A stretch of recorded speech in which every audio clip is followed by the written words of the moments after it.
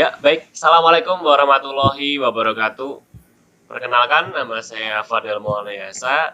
Di sini saya selaku moderator dari kelompok 2. Mohon izin untuk menjelaskan tentang materi sifat AC pada resistor, induktor, dan kapasitor. Sebelumnya ada pun materi yang akan kita sampaikan, yakni yang pertama adalah sifat AC pada resistor beserta simulasi Proteus. Yang kedua ada sifat AC pada induktor beserta simulasi Proteus. Dan yang terakhir, yang ketiga, yakni sifat AC pada kapasitor beserta simulasi Proteus. Adapun tim yang terdiri pada kelompok 2 ini, yakni yang pertama ada saya sendiri. Perkenalkan, nama saya Fadel, NRP 05. Berikutnya ada Azwar Anas. Silakan bisa raise hand, Azwar Anas. Itu NRP 06. Kemudian ada Leo Rohmin. Di sini NRP 07. Dan berikutnya ada Syamsuddin. Itu NRP 08. Untuk tim yang selanjutnya ya kita ada Ahmad Yogi. Itu NRP 09. Kemudian ada Septian Agung, namun di sini teman saya sedang cuti jadi tidak dapat mengikuti presentasi pada malam hari ini. Yang berikutnya ada Alamas Mozart, NRP 56. Dan yang berikutnya ada Zikri Burhan, NRP 55. Adapun kelompok yang berikutnya yaitu Khairul Huda, NRP 54. Dan Zimam Atoilah NRP 53, Alin Nafilah NRP 53, dan yang terakhir adalah Muhammad Fatanuddin NRP 51. Ya, kita beranjak pada materi yang pertama, yakni adalah sifat AC pada komponen R atau resistor.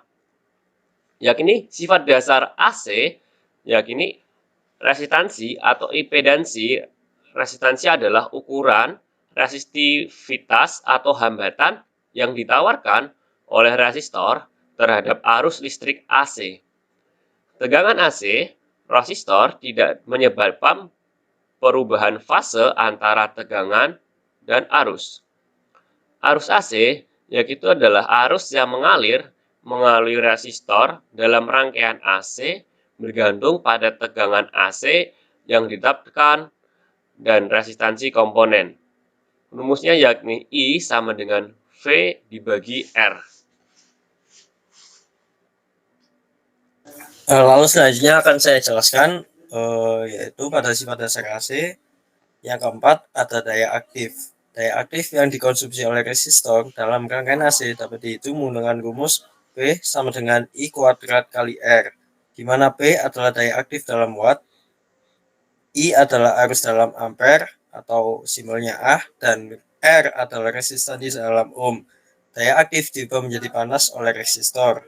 Kemudian yaitu ada kompensasi fase, di mana resistor ideal tidak menyebabkan pergeseran fase antara tegangan dan arus. Oleh karena itu fase pada resistor idealnya adalah 0.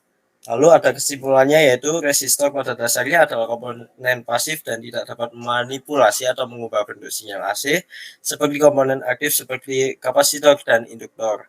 Resistor hanya menawarkan resistansi tetap terhadap arus AC tanpa memperhatikan frekuensi sinyal.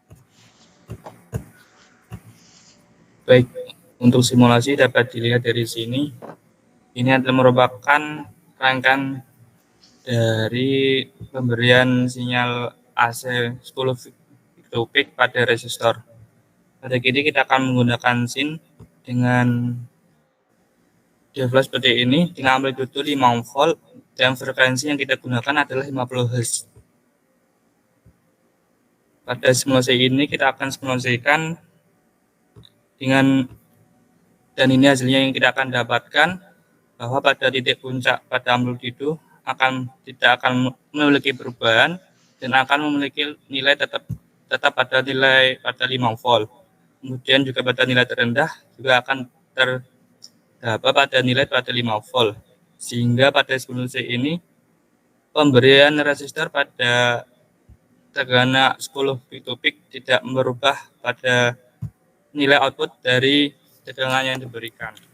Untuk secara teori dapat dijelaskan untuk teman saya Zikri. Untuk penjelasannya, pemberian sinyal AC 10 volt peak to peak berarti tegangan pada resistor akan bervariasi antara 5 volt sampai min 5 volt puncak ke puncak. Ini menghasilkan perubahan tegangan yang berulang pada resistor.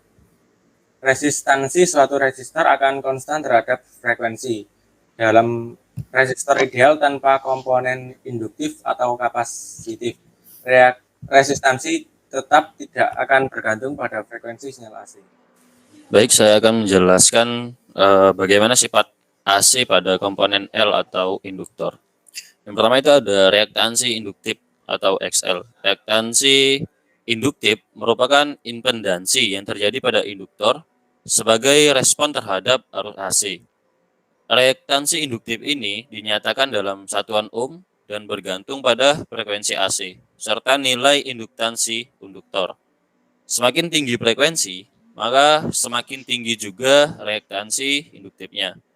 Selanjutnya ada arus dan tegangan fase. Induktor menyebabkan pergeseran fase antar arus dan tegangan dalam rangkaian AC. Arus pada induktor akan mengalami pergeseran fase 90 derajat terhadap tegangan. Ini berarti arus mencapai nilai puncak maksimumnya saat tegangan mencapai 0 dan sebaliknya. Selanjutnya mungkin bisa dijelaskan oleh teman saya, Khairul Huda. Baik, di sini sifat AC pada L atau induktor. Induktor mematuhi hukum induksi elektromagnetik Faraday. Ketika arus berubah dalam induktor, medan magnet di sekitarnya juga berubah. Dan perubahan ini menginduksi tegangan pada induktor. Besar tegangan induksi ini proporsional terhadap laju perubahan arus. Selanjutnya, energi magnetik. Induktor dapat menyimpan energi dalam medan magnetiknya saat arus melewati. Ketika arus AC melalui induktor, energi disimpan dalam medan magnetik saat arus mencapai nilai maksimumnya. Kemudian energi ini dilepaskan kembali ke rangkaian saat arus berubah atau berhenti mengalir. Respon frekuensinya. Sifat-sifat AC pada induktor juga dapat tergantung pada frekuensi arus AC. Pada frekuensi rendah, induktor biasanya bertindak sebagai hambatan yang cukup rendah. Sedangkan pada frekuensi tinggi, reaktansi induktifnya akan menjadi lebih signifikan dan dapat mendominasi perilaku rangkaian.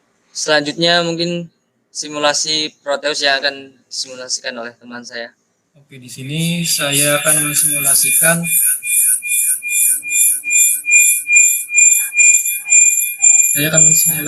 sifat AC ke komponen L. Yang pertama, di sini saya akan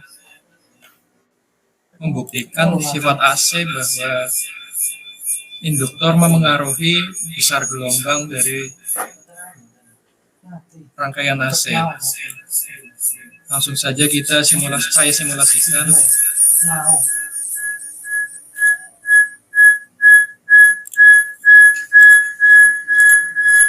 Nah, di sini saya menggunakan dua function generator dengan frekuensi yang sama yaitu 10 Hz. Kemudian voltasenya juga 10 volt dan didapat gelombang di mana rangkaian yang memiliki induktor memiliki amplitudo yang lebih kecil daripada rangkaian yang tidak memiliki induktor.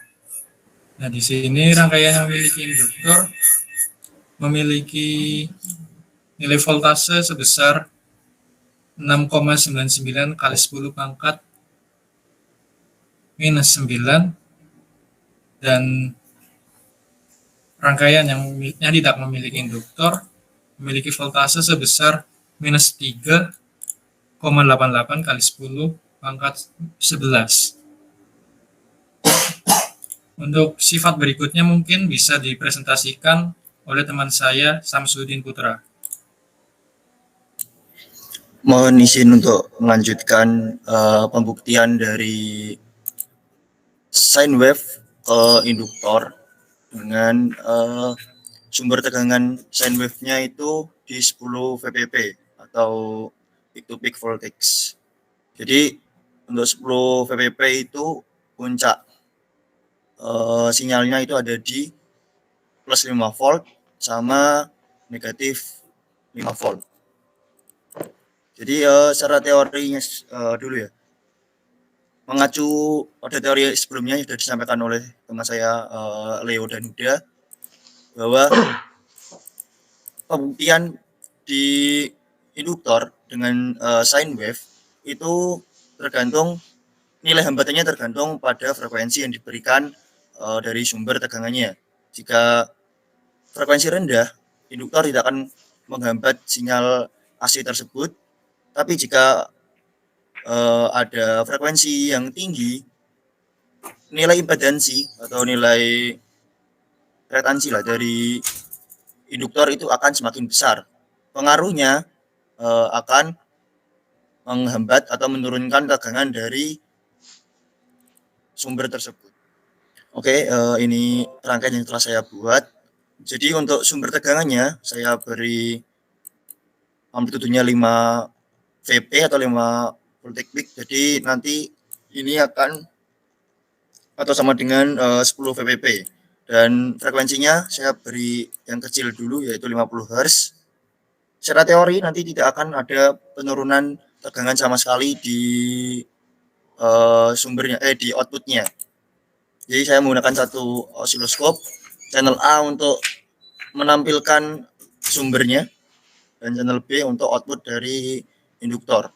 Nah, kenapa saya memberikan resistor di sini? Ini untuk simulasi arusnya. Jadi nanti arusnya akan terkurang karena resistansi dari si resistor ini. Nah, nilai dari induktansi ini juga pengaruh dalam ke penurunan tegangannya. Namun untuk yang pertama saya akan simulasikan dengan frekuensi yang rendah, tidak akan ada penurunan tegangan di rangkaian ini. Nah, untuk pembuktiannya saya lakukan seperti ini. Jadi channel A yang warna kuning ini adalah sumbernya, yaitu 5 volt. Dan channel B warna biru ini adalah outputnya, dia juga 5 volt. Ini tidak ada penurunan dikarenakan frekuensinya masih rendah. Namun gimana jika saya naikkan nilai frekuensinya menjadi 1 kHz? Secara teori akan ada penurunan tegangan dalam rangkaian ini. Coba kita buktikan. Untuk sumbernya masih sama 5 volt di puncaknya. Lalu terjadi penurunan sampai di 4,25 mV. Untuk rangkaian seperti ini di sumber tegangan 1 kHz terjadi penurunan sampai 4,25 volt dari 5 volt. Nah, ini terjadi penurunan sebanyak ini. Nah, tadi juga di mention sama Leo bahwa terjadi pergeseran amplitudenya. Terlihat di sini di waktu yang sama saya simulasikan di waktu ini min 4,75 milisecond. Di waktu yang sama itu terjadi pergeseran dari sumber tegangannya. Terlihat juga dari bentuk gelombang yang ada di sini. Itu cukup terlihat bahwa terjadi pergeseran dari sine wave tersebut. Nah, saya akan lakukan pembuktian lagi terkait nilai induktansi ini yang mempengaruhi penurunan. Saya akan besarkan menjadi 10. Yang tadi 4,25 mV. Coba kita buktikan apakah ada penurunan lagi. Dari sumber 5 mV akan turun sebanyak 3,13 volt. Jadi nilai induktansi dari induktor itu juga mempengaruhi penurunan tegangan tersebut. Mungkin cukup sekian dari simulasi induktor ini. Boleh dilanjutkan untuk materi selanjutnya. Baik, di sini saya akan menjelaskan sifat AC pada komponen C. Dilansir dari Ensiklopedia Britannica, arus bolak-balik atau yang biasa disebut dengan AC merupakan aliran muatan listrik yang berbalik arah secara berkala dan akan mengulangi siklus ini tanpa batas. Kapasitor merupakan komponen elektronik yang mampu menyimpan energi potensial listrik dan muatan listrik. Pada rangkaian elektronika, kapasitor ditulis dengan huruf C. Bila mana sebuah kapasitor dialiri arus bolak-balik, maka pada kapasitor tersebut akan timbul resistansi semu atau bisa disebut juga dengan istilah reaktansi kapasitif dengan notasi Xc. Besarnya nilai reaktansi kapasitif tersebut tergantung dari besarnya nilai kapasitansi atau kapasitor, farad, dan frekuensi Hz arus bolak-balik. Dapat kita lihat pada gambar di samping, hubungan reaktansi kapasitif terhadap frekuensi besarnya reaktansi kapasitif berbanding terbalik dengan perubahan frekuensi dan kapasitansi suatu kapasitor. Semakin kecil frekuensi arus bolak-balik dan semakin kecil nilai kapasitansi suatu kapasitor, maka semakin besar nilai reaktansi kapasitif Xc pada kapasitor. Sebaliknya, jika semakin besar frekuensi arus bolak-balik dan semakin besar nilai kapasitansi, maka semakin kecil nilai reaktansi kapasitif Xc. Pada kapasitor tersebut, hubungan ini dapat ditulis seperti persamaan berikut, di mana Xc reaktansi kapasitif, reaktansi semu kapasitor dalam ohm, sedangkan F frekuensi arus bolak-balik dalam Hz, C nilai kapasitansi kapasitor dalam farad. Mungkin dapat dilanjutkan oleh teman saya. Samping saya sudah ada virtual lab-nya. Coba kita play. Rumusnya itu dari persamaan reaktansi kapasitif pada rangkaian kapasitor arus AC, yaitu Xc sama dengan 1 omega per T atau sama dengan 1,2 pi Fc. Hubungan kuat arus maksimum dan reaktansi kapasitif Imax sama dengan Vmax per Xc atau Xc sama dengan Vmax per Imax. Hubungan kuat arus efektif dan reaktansi kapasitif IEF sama dengan VEF per Xc atau Xc sama dengan VEF per IEF. Selanjutnya. Oke, bro. Selanjutnya. Rangkaian kapasitor pada arus bolak-balik seperti pada gambar dan grafik hubungan tegangan dan arus terhadap waktu pada kapasitor. Setelah itu supaya lebih jelas, mari lihat video referensinya. Slide selanjutnya. Samping saya sudah ada virtual lab-nya. Coba kita play saja, simulasikan. Dilihat dari fasornya, jika pada induktor pada video sebelumnya, tegangannya mendahului arus. Nah, di sini kembalikannya nih, kalau di kapasitor, justru arusnya mendahului tegangan. Seperti ini. Yang lebih terlihat di fasornya gitu ya. Coba perhatikan putaran fasornya seperti itu. Arusnya duluan, tegangannya belakangan. Dari grafiknya kita bisa melihat bahwa ketika arusnya maksimum, tegangannya masih 0. Ketika arusnya sudah turun, tegangannya masih naik. Ketika arusnya sudah 0, tegangannya masih maksimum, dan begitu seterusnya. Ya, sehingga arusnya mendahului tegangannya.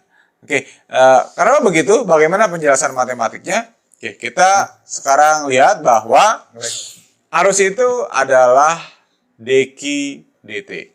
Dan sedangkan Q itu adalah C dikalikan V, di mana C itu adalah kapasitas kapasitor dan V itu adalah tegangan. Karena tegangannya adalah tegangan bolak-balik, dan sekali lagi tegangan bolak-balik itu adalah Vm sin omega T. Jika kita masukkan ke sini, ya maka arusnya adalah C dikalikan Vm sin omega T dt. Nah, jika kita turunkan, maka kita akan mendapatkan nilai arusnya adalah omega C dikalikan V maksimum dikali cos omega T. Kita lihat bahwa nilai kosinus ini akan sama dengan nilai sinus plus 90 derajat. Nah, sehingga persamaan yang ini bisa kita ganti menjadi begini. Dari sini nih, bisa kita lihat nih, persamaan yang terakhir nih, bisa kita lihat bahwa arusnya plus Untuk 90 derajat. selanjutnya Itu berarti bahwa bisa betul. untuk simulasinya. Baik, sini saya akan membawakan materi simulasi tentang kapasitor pada arus AC 10 volt. Saya izin share screen. Baik, di sini saya menggunakan kapasitor dengan kapasitansinya yaitu 100 picofarad. Di sini kita akan play, kemudian di sini pada input dengan function generator, signal generator, frekuensinya itu 10 Hz. Kemudian ada amplitudenya yaitu 10 VPP atau 10 volt. Kita coba rangkaiannya begini. Gelombangnya itu dihasilkan begini. Terdapat beda fase